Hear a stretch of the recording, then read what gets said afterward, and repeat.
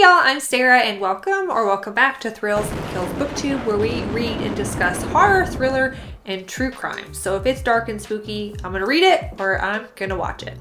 Today I wanted to go over my 2023 reading plans. Now I've been pretty open in previous videos that I am very bad at following TBRs. So rather than a strict list of what I want to do and what reading challenge and all that, I try to leave some room for mood reading and just say like, hey, if I could get to some percentage of this general list of books, I'll be happy. So that's kind of my approach going into this video in 2023 in general. So although I'm going to give you specific books and maybe some specific events I want to join in on, it's all right if I don't. In fact, the months where I tried to stick to stuff more, I ended up not reading as good a stuff as the months where I did more mood reading. So go figure. Anyways, I do have some general ideas of how I want to approach the year, as well as ideas for certain months. So we'll see at the end of 2023 if I actually stuck to it or what the heck happened. There is one year-long reading challenge that I do want to partake in. So this is the Books in the Freezer reading challenge. So if you don't follow the Books in the Freezer podcast, I also have an Instagram account. I'm not sure what you're doing because that is a really great podcast. She gets authors on there. She talks about new releases, backlist titles, and there's always a theme to the books that she's discussing and to each episode. So she is hosting a reading challenge for the entire year. There are 12 different reading prompts that you can pick a book for. Obviously, I read horror and I read thrillers as well. So those will be the two genres that I'll be using to fulfill those prompts. Now, I haven't gone through my list yet and figured out what books to use for what prompt. I don't want to get that specific at this point in time. I would like to kind of allow mood reading to fit some of those if possible. So I believe she will also be making an event on Storygraph, and she is on Instagram. You can go get some templates on there. So just Books in the Freezer is her name on Instagram. Okay, so now let's talk about some specific books and plans for specific months. So in January, there's a new release that I'm absolutely going to have to buy and read when it comes out, and that is Craig DeLuey's episode 13th. That comes out January 23rd. I recently made a video of my most anticipated releases for 2023. In that video, I mentioned episode 13, and I said that this is my #1 most anticipated book for the whole year. So obviously I have to read that as soon as it comes out.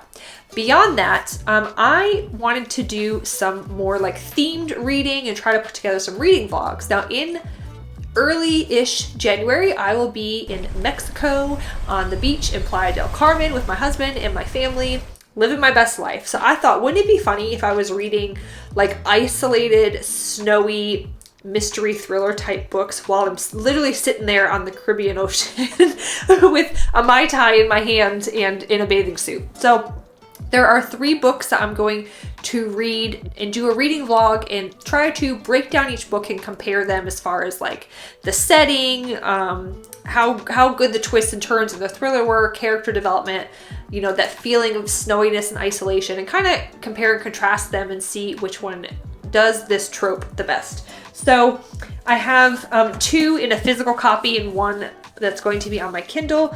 So 3 books total for this, and it'll be Ruth Ware's One by One, which is following a group of co-workers. I believe they're in the French Alps, and there is an avalanche and they're stuck there. People start dying, and you know, a closed circle mystery, if you will. I've got Sarah Pierce's The Sanitorium. This has been on my bookshelf for over a year, so I need to get to it. And this is a sanatorium that's been turned into a hotel. Again, there's a pretty bad storm that comes in. This is also taking place in either the Swiss Alps or the French. Oh yeah, the Swiss Alps for this one. Someone dies. They're trying to figure out what's going on. So very similar themes. And then the 3rd book I have is called The Dark, and this is by Emma Houghton. This is on my Kindle, so I'll have to put a picture here. And this actually takes place in Antarctica. So there is an ER doctor from the UK who has been contacted to fly down to Antarctica to be like at the research base and be the new physician. The current physician, Jean-Luc, passed away under mysterious circumstances, and so she gets there, and again it becomes a isolated, snowy thriller trying to figure out what the heck happened out there on the ice. So I think those 3 books kind of fit that theme very well, and they're similar enough but different enough. I think that's going to make for a really interesting reading experience. All right, so that's my current plan for January. 4 specific books I want to get to, but I think that also leaves enough room for mood reading because I read usually about like 8 to 10 books a month. In February, I want to focus on Bleak Books. So I recently made a video, maybe a month ago at this point. It was called a Bleak and Disturbing Book Haul. So I don't know what got into me, but I was specifically searching out books that are known to be pretty bleak and depressing, even by standards in the horror genre. And I got a list of recommendations from various subreddits and Facebook groups that I'm in. I went out and bought them. So in February, I figured that's like the most bleak time of year. The nice part of winter's done. The holidays are done. At least where I live, we don't get that nice, crisp, powdery, beautiful snow. It's slush. It's freezing rain. It's black ice. You're just waiting for the sunshine and the spring to come around. So I thought, let me make my seasonal depression and mental illness even worse, and let me read some really bleak books. So the ones that I've picked out, I've got 3 that I think will fit this nicely. And again, I might do a reading vlog. Let me know down below if you would like me to do vlogs with these or how you want me to approach this. But I've got 3 and they're varying sizes. As you can see, this little shorty is about 100 pages exactly. This is called A Short Stay in Hell by Stephen Peck. So this is following, I believe it's a Mormon, Soren Johansson, who he dies and he is thinking he's going to go to the Mormon version of heaven and he's going to be reincarnated or he's going to be reunited with his loved ones. That's not what happens. It's basically where hell is like a never-ending vast library and the only way to escape is by finding the book that contains the story of his life. This is supposed to be like an existential, bleak, disturbing book and will make you question your belief system. So great, perfect for February. Then I've got Gemma Files' experimental film. To be quite honest, I don't even remember much about this. Again, other than the fact it's supposed to be very bleak and disturbing. This is about 330 pages. It says former film teacher Lois Carn struggling to raise her autistic son while freelancing as a critic.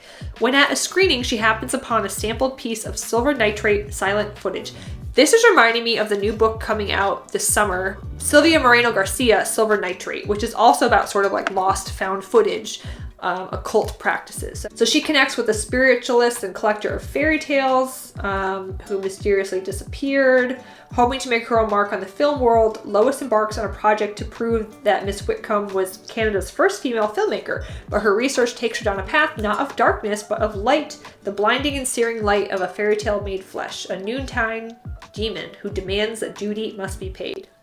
I heard that it's, again, supposed to be pretty bleak and disturbing. Gemma Files has one of the great dark imaginations in fiction. Visionary, transgressive, and totally original.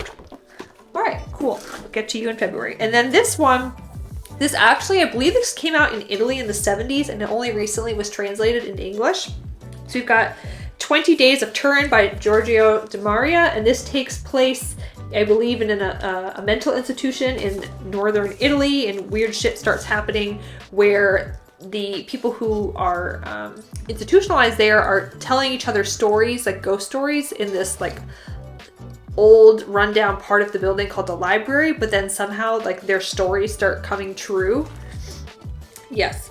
So it says the library's users learn too late that a malicious force has consumed their privacy and their sanity. The city of Turin suffers a 20-day phenomenon of collective psychosis, culminating in nightly massacres that hundreds of witnesses cannot explain. The library is shut down and erased from history. So those are going to be my 3 bleak, disturbing books for February. And then moving into March, there is another new release that I'm going to allow myself to purchase and read that month. And this is T. Kingfisher's newest book, The House of Good Bones. Also one of my most anticipated reads for 2023. But what I thought was potentially another reading vlog. Also have the hollow places of hers and the twisted ones that I need to get to. So I thought maybe I could read all 3 and see which one I like the best, particularly because the twisted ones was written in 2019, or at least published 2019, and the hollow places was published in 2020. So I think that'd be interesting to sort of read 2019, 2020. I've read from 2022, What Moves the Dead, and then I'll have read a 2023, The House of Good Bones, and maybe also kind of see, has her writing style changed at all? Has it evolved in that time frame? And kind of discuss which one I like the best, any similarities or differences between the three. So that's my plan for March. And then in April, I thought, I have a lot of books on my Kindle through Kindle Unlimited. I have a lot of Anya Allborn books I need to get to. So I could do like an Allborn April. I've got Brother, Seed, I Call Upon Thee, Within These Walls, and I think The Bird Eater. So that's too many, I think, to do in one whole month. I might do 2 or 3. I know I want to get to Brother. Within These Walls sounds interesting. So I don't know, if you've read Anya Allborn, if I was only going to pick 2 or 3 to read in a month and do a vlog, let me know which ones I should do, because I haven't read any of her books. And then moving on into May, I thought, okay, what authors do I want to read in May? I want to read more Michael McDowell, and then I do have some backlist of Jennifer McMahon's I need to get to. So this year I read Michael McDowell's The Elementals, and then I started listening to the Blackwater saga. This, I think, was either my favorite book of 2022 or like my second favorite. It's just very hard. It feels like trying to pick which one of your dogs you love the most. So I want to read more of his stuff. I also loved Beetlejuice that he wrote the screenplay for. So I thought, okay, maybe I can read Cold Moon Over Babylon and or The Amulet for May. And then with Jennifer McMahon, I've read most of her books, and she is an auto-buy author for me. But what I haven't read is, I have it right here. I recently got The Drowning Kind at a used bookstore, and I haven't read it. So I want to do a better job of getting through the books I already have on my shelves. I'm not going to say I won't buy new books, because there's great new books coming out all the time, but I just need to make a more concerted effort. So those are my plans for May. Okay, and then the last book I know I'm going to get to in 2023 is another new release. This is coming out in July 18th by Silvia Moreno Garcia, and this is Silver Nitrate. It takes place in Mexico City in the 90s. There's sort of like a lost and found footage, a cult, a little bit of like Nazi Germany thrown in there, like a mystery thriller set, all over Mexico City. So that's all I need to know to be interested. One thing I want to work on for the entire year, because this is a chonker, it's going to take the whole year. Kelsey at Slime and Slashers, if you want to read this with me, I would love that. This is Robert McCannon's Speak the Nightbird. So this binding is actually 2 books in one, because this is a series and it's got, I think, the first 2 books together. But this total is like 800 pages. This is sort of a historical fiction, sort of horror, following witches and like condemned witches in colonial America. So anyways, this takes place in like 1700, the Carolinas, and yeah, it's following the trials and condemning witches. So, but again, look how chunky that is. So that's gonna be the whole year. Like, that's read a few chapters a month kind of a thing. I've also never read any Robert McCammon. I know that is Kelsey's favorite author. So again, Kelsey, if you want to do a buddy read, I'm going to need some motivation getting through that. And then some other books that have been on my shelves for a while that I need to get through. I don't know what month I'll read them, just that in general I want to get to them. First up, I've got Camilla Sten's The Lost Village. So I actually own this, obviously a physical copy, and I also own it on my Kindle. So I've paid for it twice and I've never read it. Then another book that is a chonker, and I bought this, I think November 2021, and I was like, I'm gonna get to this right away. I'm gonna read it. It's sat on my shelves, unread. I paid extra to have the autographed copy, and this is Chuck Wendig's The Book of Accidents. I've heard mixed reviews on this, but you know what? I paid like $30-something for this book. I need to freaking read it, and it's sitting on my shelves. And then lastly, some other plans I have for the year. Well, every October I reread Shirley Jackson's The Haunting of Hill House. That is my favorite book of all time. But another book I want to reread for this year is my other favorite book of all time, and that is Daphne du Maurier's Rebecca. So I don't know what month I'll get to that. Maybe I'll read that in the summer, because the main character, who is unnamed, but the second Mrs. De Winter, the book starts off and she is in summer vacationing in Europe and then meets her husband. So I figured, all right, if I'm gonna read that, I also have Jamaica Inn sitting on my shelves, and I've never read it. I know roughly what it's about, but I've never read it. So I thought, okay, maybe I could read those back to back and then do another reading vlog, my thoughts about the two. Is this still my favorite Daphne du Maurier? Is Jamaica Inn gonna knock it out of first place? Seems like that would be hard to do because, again, one of my favorite books of all time. So those are my rough plans, how about a rough sketch, a draft, if you will. I don't know how much of that I will stick to. And then obviously throughout the year, there'll be different readathons and challenges that I'll probably partake in. And then around the time of October, I'll probably do some themed Halloween type stuff like I would do any year. So those are my plans. Let me know, have you already worked out what you want to do for all of 2023, or are you just trying to focus on January at first? Let me know what you are most excited to read in the new year. I hope you guys are having a good one, and Happy New Year!